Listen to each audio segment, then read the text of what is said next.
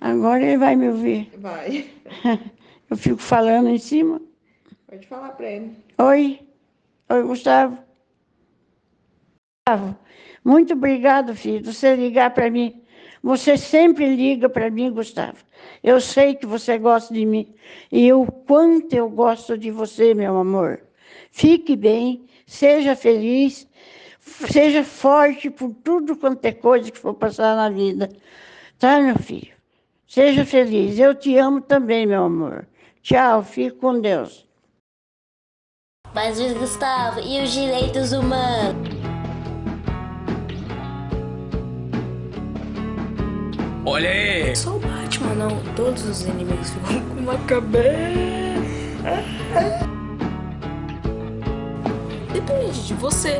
A minha coisa melhor do mundo é Deus, minha família e diversão.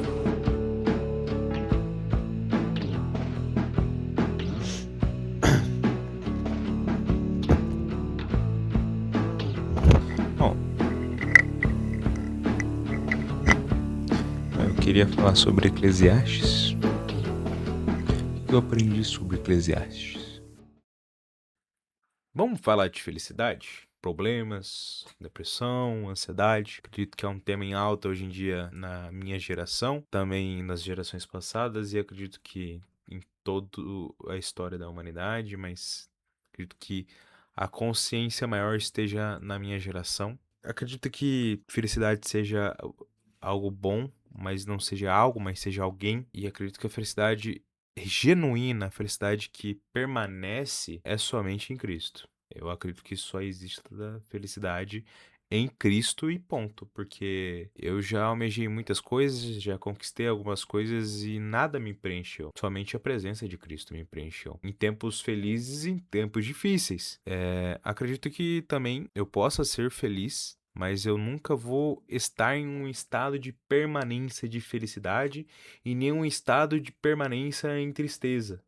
Entende? Acredito que isso seja o saudável.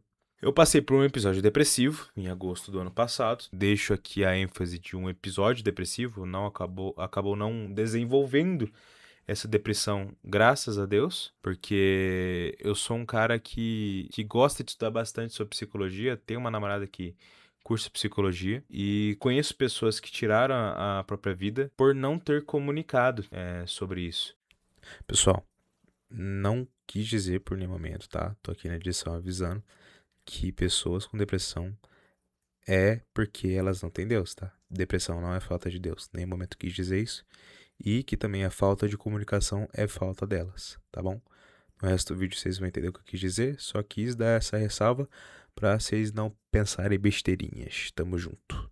Curte o vídeo aí e compartilha, tá? Pelo amor de Deus, ajuda. Eu comuniquei o máximo de pessoas que estavam à minha volta. Isso me ajudou muito, inclusive o meu terapeuta, né? Um abraço pro Matheus Utski, um cara que me ajudou muito. Inclusive, acredito que a chave virada na minha cabeça sobre a história que eu vou contar pra vocês aqui foi o que ele me disse em uma sessão. E isso é também uma pregação que eu já fiz na Assembleia de Deus, quando eu era assembleiano, que agora eu sou presbiteriano do Brasil, da Vila Judite, né? Sou um reformado calvinista agora. Acredito que o estado de permanência, ele não é, eu não acredito nele porque eu nunca tô todos os dias tristes e nem todos os dias felizes. Até no mesmo dia eu troco de humor várias vezes. Eu não consigo estar em um estado de permanência constante.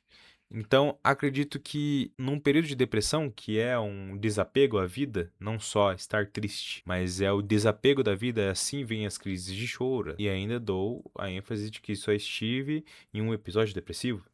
Tive ideações suicidas. Foi um momento muito difícil da vida que várias coisas aconteceram para acarretar nesse episódio depressivo. Tinha feito exames de sangue para ver se não é se era falta de vitamina, porque falta de vitamina pode ocorrer sintomas depressivos, então não era falta de vitamina.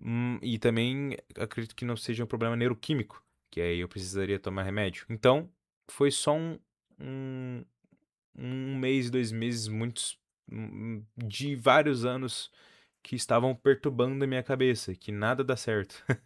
Nada dá certo na minha vida. Então, acredito que a história do profeta Elias pode ajudar a gente a enxergar sobre felicidade e depressão e o que eu devo olhar, para onde eu devo olhar, né? Então, se a gente pegar lá em 1 Reis, capítulo 19, do versículo 1 a 18, a gente consegue ver os indícios de depressão do profeta Elias. Por quê? A gente sabe que 1 e 2 Reis são dois livros históricos complicadíssimos da história de Israel e Jerusalém. Divisões de reino, tinha rei que reinou 7 dias, igual Zimri. Também teve o Omri, que reinou 12 anos. Ele dividiu Israel em duas facções, né, a de Tibni e de Omri. Então, a facção de Omri era mais forte.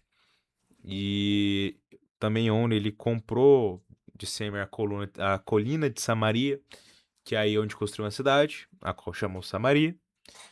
E também ele tem um filho chamado Acabe, o famoso rei Acabe, esposo de Jezabel, filho de Tibaal, que é rei dos Sidônios.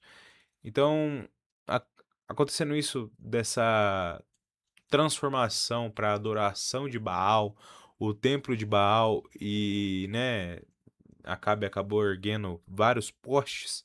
Gente, tô dando contexto aqui, pré-Elias, né, até o seu maior feito, que foi ter matado, né, 450 profetas, acho que foram 450, se eu não me engano, de Baal. No fim das contas, você vê que Jezabel tinha ameaçado o profeta Elias, que ela faria com ele a mesma coisa que ele fez com os profetas, né, de Baal. Então, você vê que, eu vou ler aqui para vocês, no capítulo 19. Ora, Acabe contou a Jezabel tudo que Elias tinha feito e como havia matado todos aqueles profetas à espada. Por isso, Jezabel mandou um mensageiro a Elias para dizer-lhe que os deuses me castiguem com todo rigor, se amanhã, nesta hora, eu não fizer com a sua vida o que você fez com a deles. Elias teve medo e fugiu para salvar a vida. Em Berseba de Judá, ele deixou o seu servo e entrou no deserto, caminhando um dia.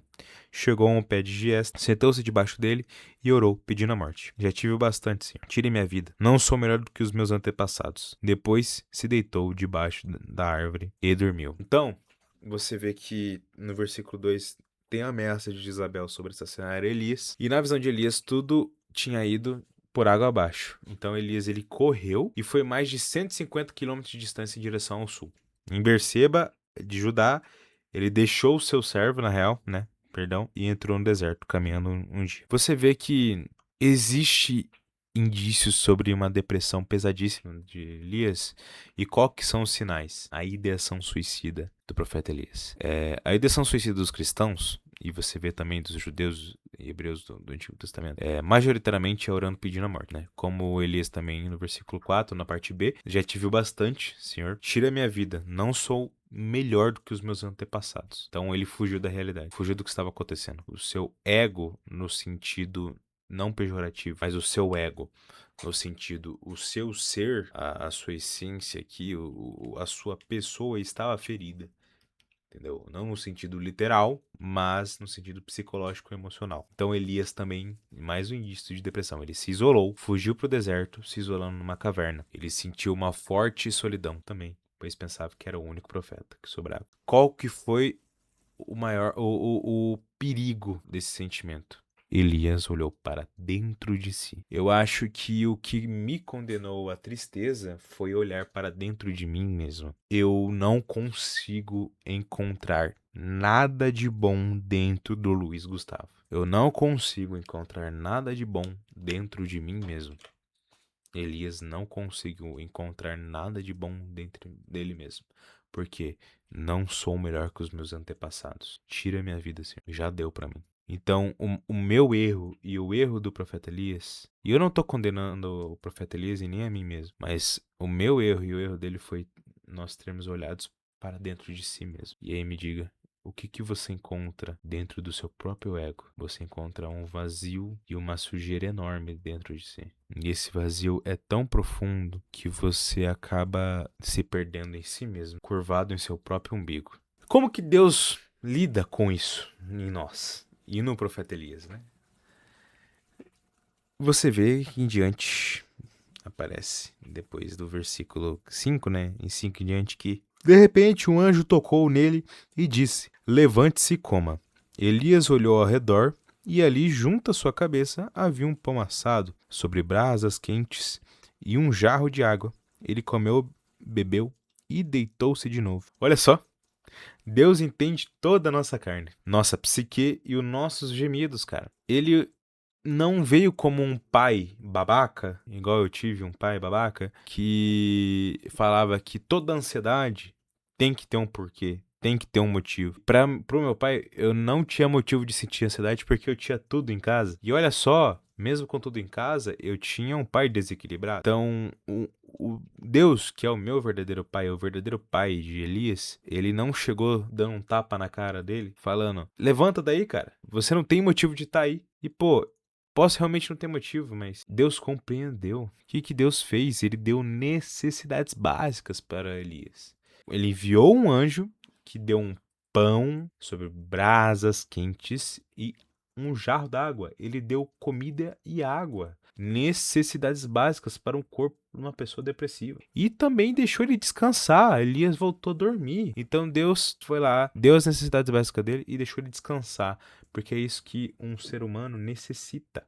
E que uma pessoa depressiva geralmente não faz. Não dorme, não come, não bebe, não cuida da sua saúde. Ela simplesmente desapega da própria vida. Então Deus cuidou tanto do seu físico para não faltar devido à alimentação e nem hidratação e o fortalecimento físico. E então assim, né, aqui em seguida, o anjo voltou, né, versículo 7, o anjo do Senhor voltou, tocou nele e disse: levante-se e coma, pois a sua viagem será muito longa. Então ele se levantou, comeu e bebeu de novo. Fortalecido com aquela comida, viajou 40 dias e 40 noites, até chegar a Horebe, um monte de Deus. E ali entrou numa caverna e passou a noite. Então você vê que o fortalecimento, Deus fortaleceu ele fisicamente, dando as necessidades básicas, e viajou 40 dias e 40 noites. Quando ele chegou ao Monte Horebe, que, por sinal, é o Monte Sinai, né?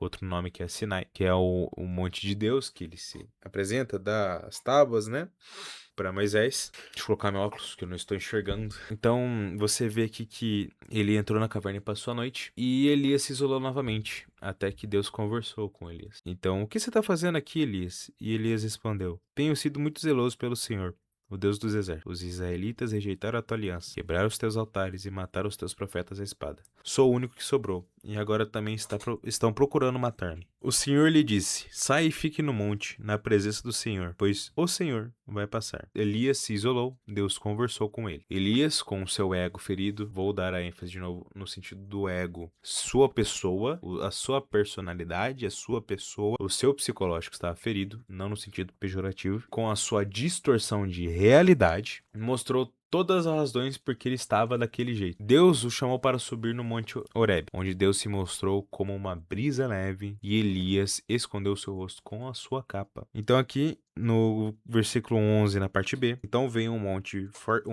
veio um vento fortíssimo que separou os montes e esmigalhou as rochas diante do Senhor. Mas o Senhor não estava no vento. Depois do vento houve um terremoto, mas o Senhor não estava no terremoto. Depois do terremoto houve um fogo, mas o Senhor não estava nele. E depois do fogo houve um murmúrio de uma brisa suave. Quando Elias ouviu, puxou a capa para cobrir o seu rosto, saiu e ficou à entrada da caverna. Elias olhou para dentro de si de novo e tirou os seus olhos de Deus.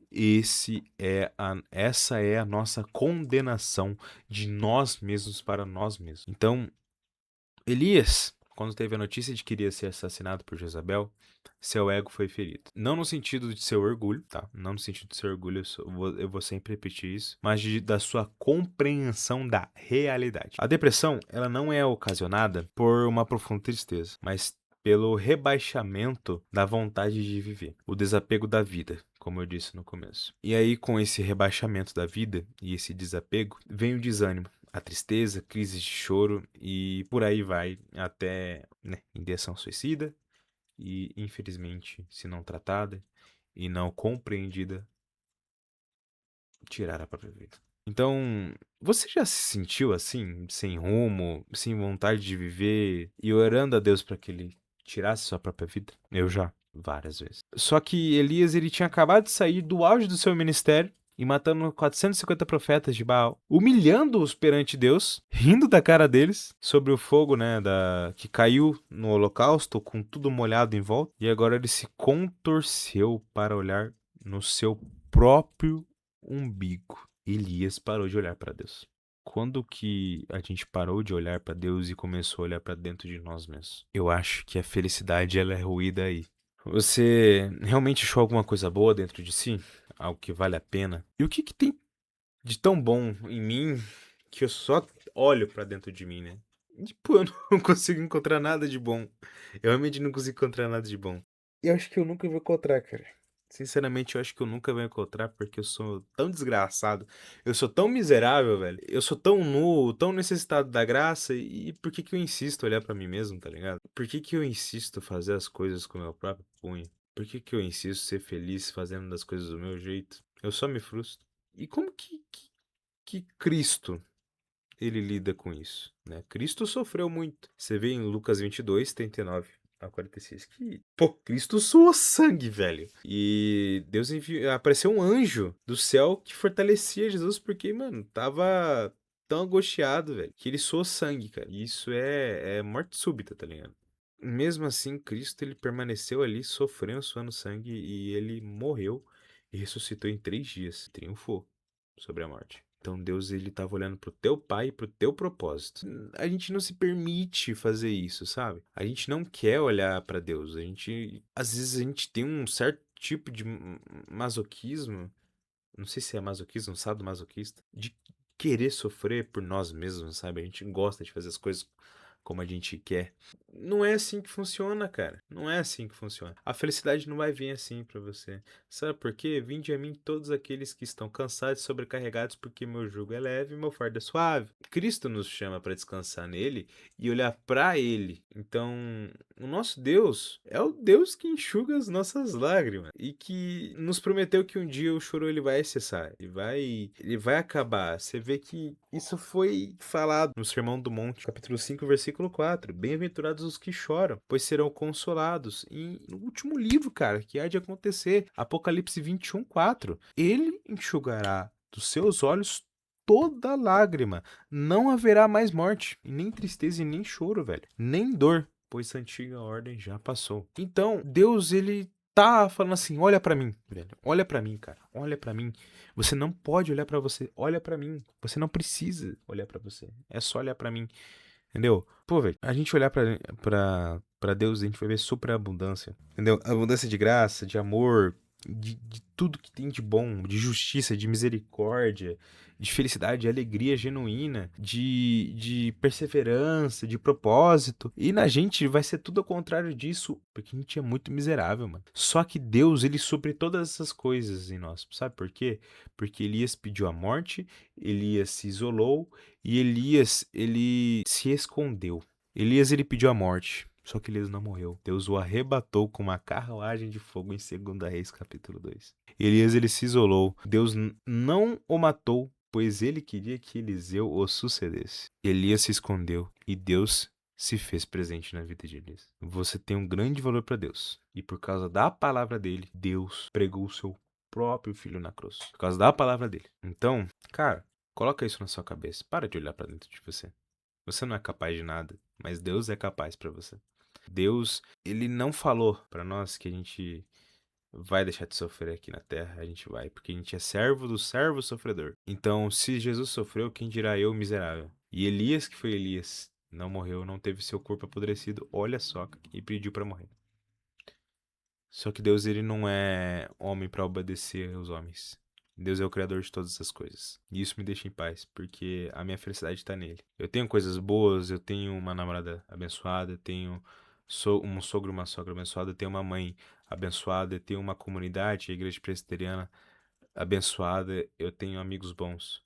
Só que eu vou perder tudo isso um dia, e só vai me sobrar Deus. E tudo que eu tenho, na verdade, é só Deus. Tudo que eu tenho aqui de bem material e coisas que eu posso me alegrar é lucro. É extra. Tudo que é suficiente mesmo é Cristo. Não existe outra coisa. Não existe outro ser. Não existe alguém, um esposo, uma esposa, amigos, dinheiro, todo o dinheiro do mundo. A minha felicidade está em Cristo, cara. É isso. É isso. Eu posso errar, mas Cristo é minha felicidade, mano. Como já dizia Nando Moura, menos um dia pra todos nós. Então essa foi a minha história. Se você gostou, dá like, manda esse vídeo para amigos, se inscreva no canal, comenta aí se você quer mais um vídeo assim. E então tá. Falou!